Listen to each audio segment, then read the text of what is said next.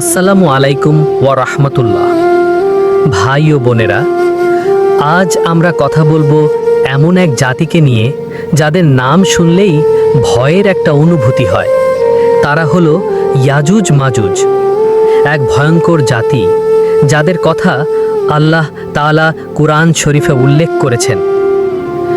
সূরা কাহফে আল্লাহ বলেন, ধ্বংসাত্মক ইয়াজুজ মাজুজ জাতি যখন বের হবে তখন তারা প্রতিটি উঁচু স্থান থেকে ছুটে আসবে। সূরা আল আম্বিয়া আয়াত ৯৬। তারা এমন এক জাতি যারা পৃথিবীতে ভয়ঙ্কর ফিতনা সৃষ্টি করবে।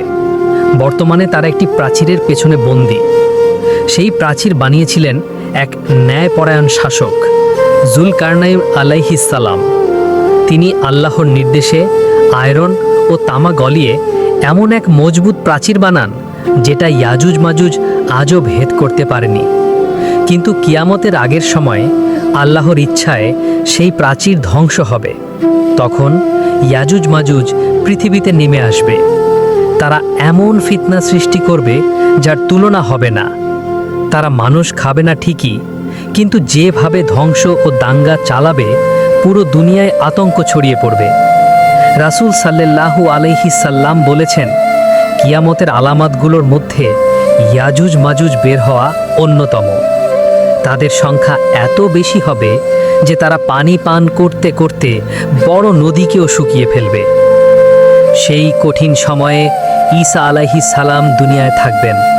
তিনি ও তার অনুসারীরা পাহাড়ে আশ্রয় নেবেন।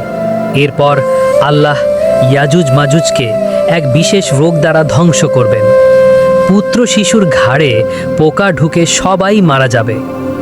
প্রিয় ভাই ও বোনেরা, এসব ঘটনা সত্য। এগুলো কোনো কাহিনী নয়, বরং কুরআন ও হাদিস দ্বারা প্রমাণিত। এগুলো বিশ্বাস করা ঈমানের অংশ।